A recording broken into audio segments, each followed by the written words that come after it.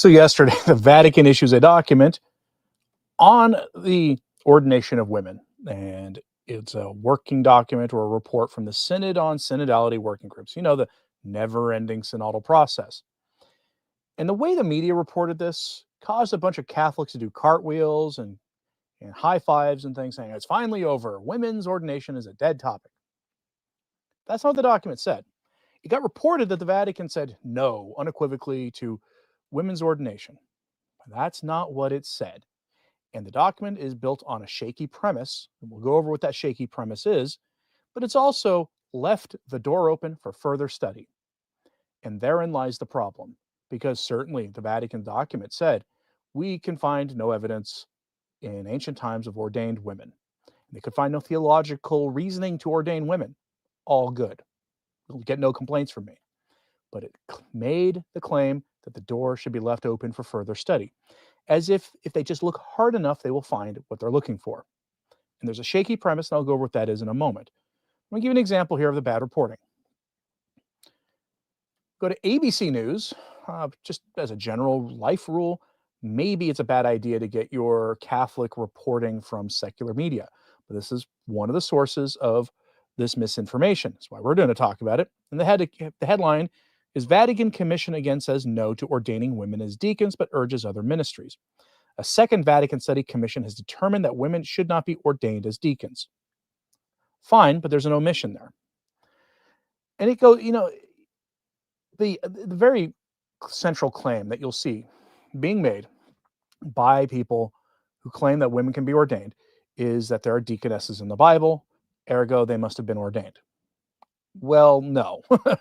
There were deaconesses. They were phased out as time progressed because the role of things in the church changed. But that, again, it's not what the document said anyway.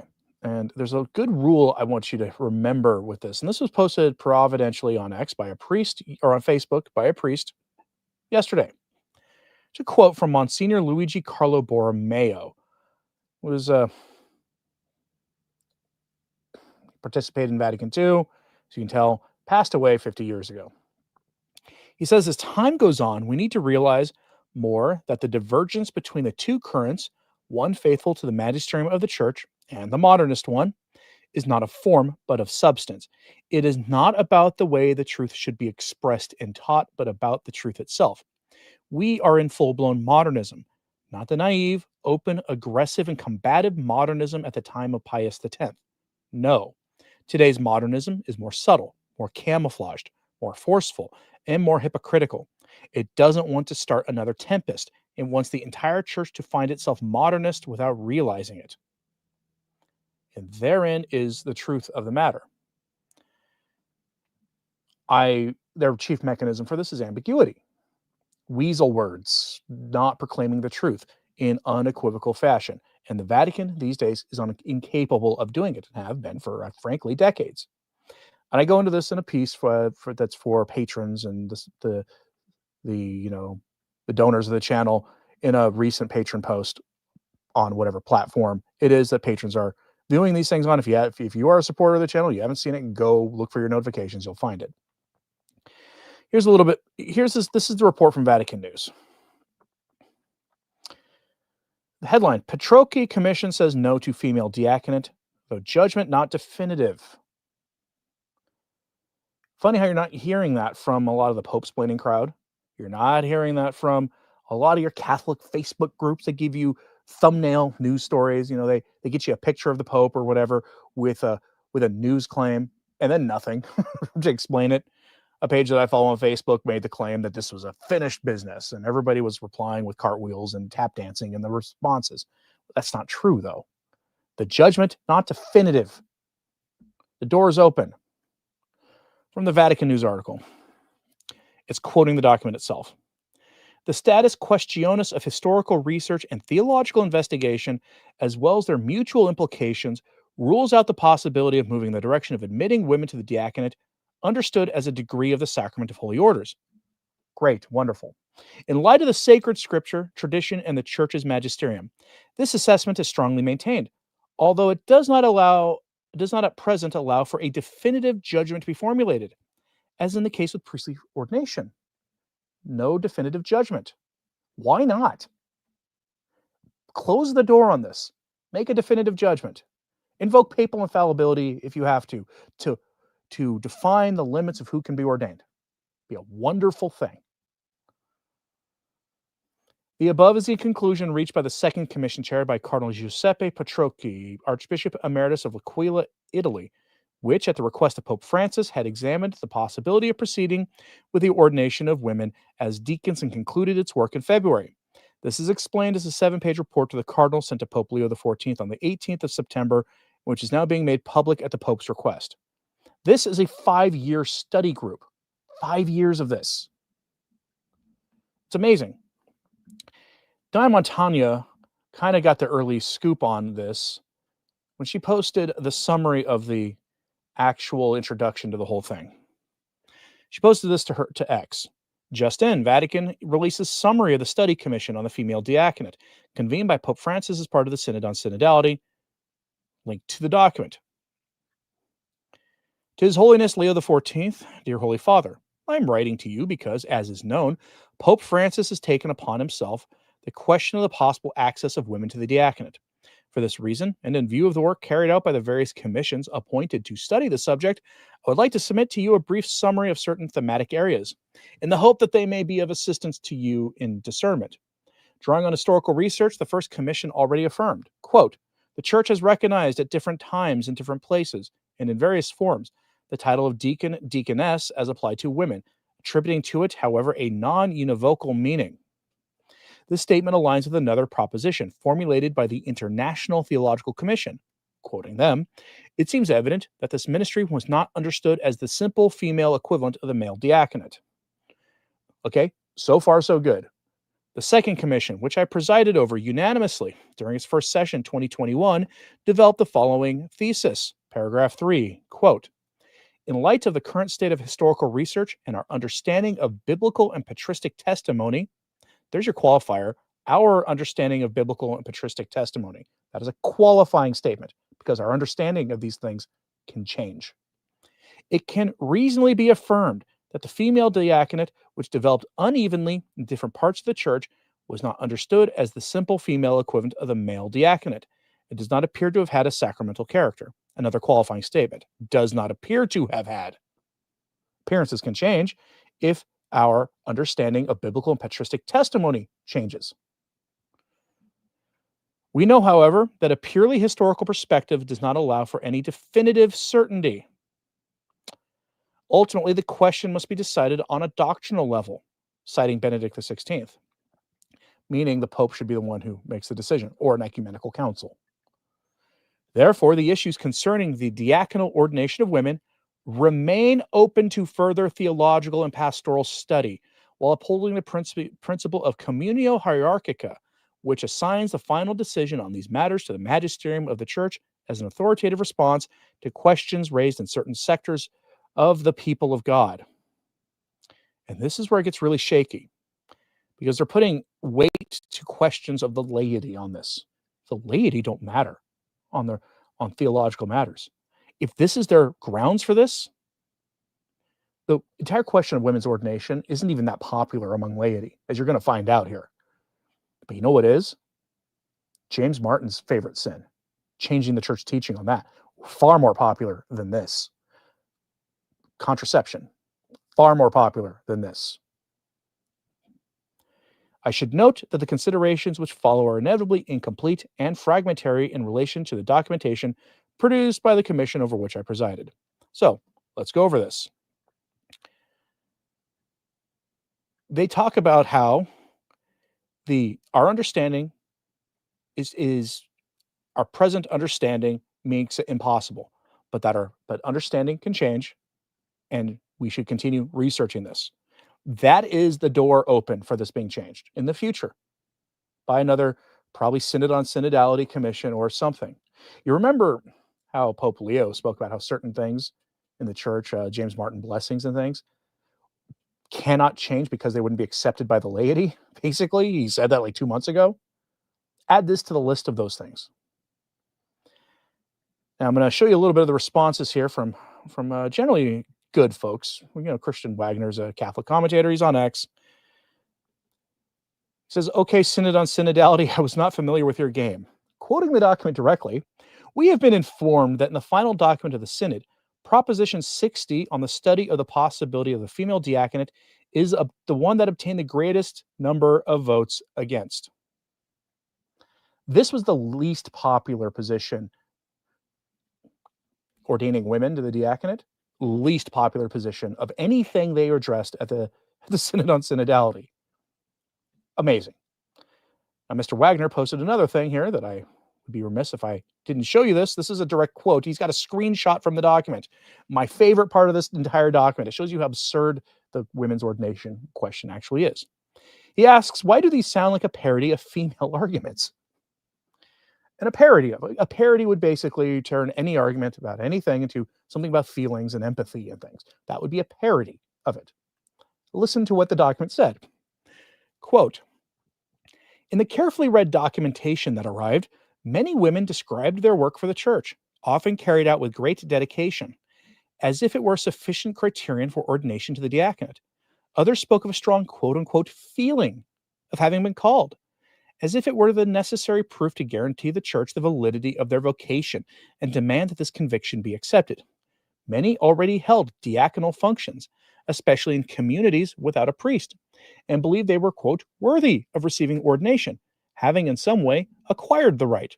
Others simply spoke of wanting ordination as a sign of visibility, authority, respect, support, and above all, equality. In other words, this is feminism and the modern things that spring from it, including my feelings. And this is also modernism, part of the modernist heresy, as described by, or as defined by Pope St. Pius X in his landmark encyclical, Pascendi Dominici Gregis, was this concept called vital immanence, where the truths of our religion come from the lived experience, the personal fifis, the feelings of people.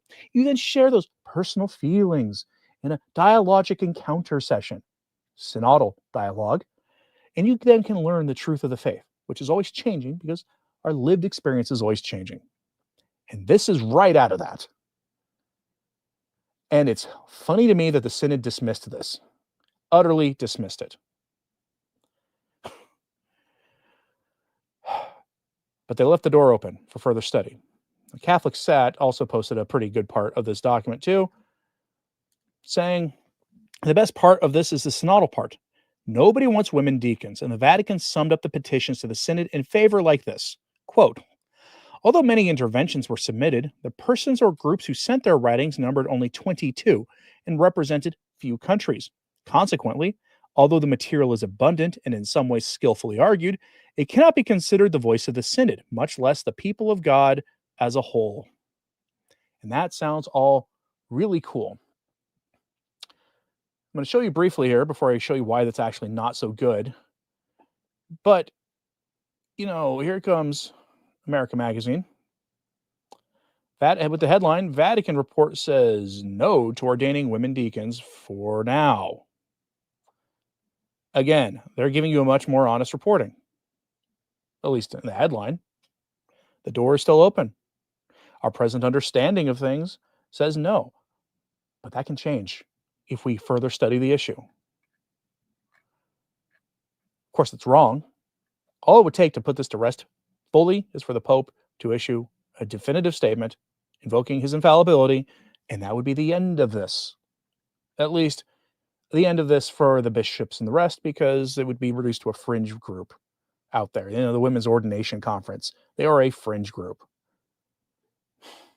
The Vatican yesterday, released a synthesis report to the key themes of the study commission on the female diaconate that says, quote, the purely historical perspective does not allow us to arrive at any definitive certainty, and that in the final analysis, the question must be decided on the doctrinal level. And how do you do that, though, of course? Well, through that further study. You can change the doctrinal level, because remember, doctrine can change, they say. It can change through further study. If our understanding changes. And there's also that caveat, representing the voice of the people of God. You also see a similar kind of reporting on this from the German bishops. Papal Commission keeps door open to ordination of women. Now, could this be purely modernist spin? Perhaps.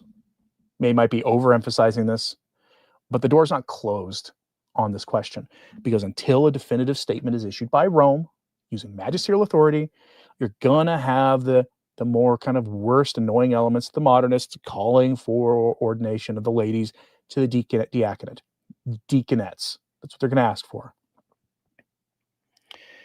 The possibility of admitting women to ordained ministries in the Catholic Church remains open. This is the result of the final report of a commission of theologians appointed by Pope Francis to his successor, Leo XIV. The report was published by the Vatican press office on Thursday. The text states that a merely historical clarification of the question of what form the diaconate took in the early church does not provide definitive certainty for future decisions. And why does not? Because just because they didn't ordain them doesn't mean we can't. What you need is further study. And that is the poison pill. Now, Novus Ordo Watch, a sedevacantist outlet, again, I always have to say this, I personally am not a sedevacantist, but they do good reporting. And so I'm going to show you how they remind everybody here that this is entirely built on a shaky premise. And that is that the voice of the laity somehow matters. It really doesn't that much. Yeah, we should be raising our voices every time people do heterodox things, but the nature of truth does not change because the laity have been malformed. Catholics sat, remember that part I posted earlier, how nobody wants deacons? I agreed with it, but Novus Ordo Watch chimes in. Don't be naive. The conclusion may be an orthodox one for now, but the hidden premise is deadly, namely, that Catholic truth is determined by the voice of the synod or by the people of God, as found through majority vote. Supernatural revelation comes from God down to man. It does not depend on anybody's voice, regardless of how many or how widely spread. The entire premise of the document is based on the idea that truth can change if we just keep digging, or if the people of God, the laity, what used to be called the church militant in the Catholic Church, would make it so it can be changed. It's democratization of the church. Something that the Synod documents have decried, by the way, denying that's what they were doing, but you see it in their language. And Novus Ordo Watch is right. I posted this also to further kind of emphasize. The whole ecumenical idea of dialoguing about dogmas and coming to a resolution is contrary to faith anyway. Faith requires immediate and complete assent to what God has revealed. The church proposes it for belief because God has revealed it. Faith is not a result of dialogue. Dialogue is supposed to reveal the truth. Faith is not a result of dialogue. Faith is an act of assent to the authorities ordained by God to lead the church. Truth revealed to them. It's not Gnosticism. It's just that we're not all standing equally before God on all this stuff.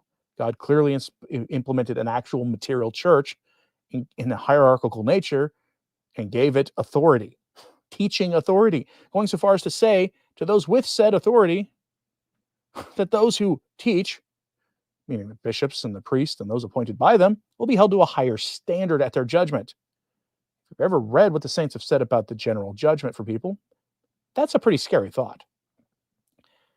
Catholic Esquire and Brian Holdsworth had some interesting things to say on this as well. Start with Holdsworth. He says, a Vatican Commission determines that we cannot ordain women after intense study. I don't believe this is the win that some think. There shouldn't have been a study in the first place. It implies that they're trying to find a way to do something we already know can't be done. 100% right. This should never have happened in the first place. And the Catholic Esquire, he's a blogger, and I think he's on YouTube. You should definitely go check out his work. Yeah, he is on YouTube. He says, Mr. Holdsworth is correct. The fact a bunch of lay people are sitting around voting on matters directly pertaining to divine revelation must be condemned. When Catholic commentators act like any of this is legitimate by cheering the outcome of a vote, they become part of the problem. This is why the Synod on Synodality is so damnably dangerous. And I use that word on purpose. As an eternal perdition. The laity have no business voting on eternal truth. It's not our place. The faith is revealed by God to those whom he has ordained to spread the gospel. And sure, the layperson certainly has a duty to spread the gospel. It's part of loving your neighbor, after all. But there are certain people who are given that ministry. Why are lay people involved in this at all? That's why the Synod on Synodality is dangerous and it should be scrapped. It will change the faith by continuing to dig until they find some document from ancient times that makes it sound like if you squint at the right angle properly, when the sun is just right and the stars are aligned properly, that it makes it look like they were ordaining women in ancient times. Or that they can come up with a theological argument. Plenty of them out there, by the way. There are a lot of theological arguments out there for ordaining women. None of them good. None of them really stand up under scrutiny. But by keeping the door open, you can tell where their bias is, what they want to do. Because they've grabbed onto the evil idea in the world of equality. Yeah, it's evil. Men and women, according to the Catholic Church, are complementary. Complementary. We complete each other. We work together as better as a whole than as individuals. Hence, it's part of the basic teaching of marriage. We have equal dignity when we stand before God in our judgment. We generally have equal dignity when it comes to matters about violations of human dignity. But anybody who's spent any time in a gym watching people lift weights knows that men and women aren't equal. Or watched women care for kids. No, we're not equal. Or watched other things out in the broader world. That's not an argument against political equality. If you want to have that debate, you can. Probably it's just a matter of prudence for the state to have some form of political equality. But as a general rule in the church, people have their roles based on revelation. It's not our place to tinker around with it. It's not our place to vote on this stuff as lay people. So yes, hooray. The Synod on Synodality is not going to spit in the eye of God by ordaining women. Great. The premise is very shaky. And the premise is also built on the idea that if they keep digging, they could find something. That's why they mention further study and leaving the door open. So people are celebrating this. Okay, I won't celebrate it because it does help enthrone the idea that the laity and there are opinions about things. Remember, the laity, we're the worst formed generation in the history of the church, worse than the previous generation, which was the worst formed up to its time, the worst catechized. And you see it in our acceptance and our assent to Catholic morality. And we're the ones being asked about who should be ordained. Really love to see what the Synod had to say on contraception. Love to see that. Let me know what you think of this in the comments. There's another matter I want to bring to your attention. There's been talk, and I'll be covering this on this channel tomorrow, I think, or maybe Monday, about how the Vatican is starting to get its books in order, its financial balance sheets and the rest. Some big money donors from the West have stepped in and were doing so before Pope Leo was Pope, during the latter weeks of the Francis papacy. We're stepping in to give money. And the Vatican had done some things to essentially not balance the budget, but start getting things turned around dramatically towards the right direction. I'll cover that more in more details. But the financial issues the church is facing are much deeper than that.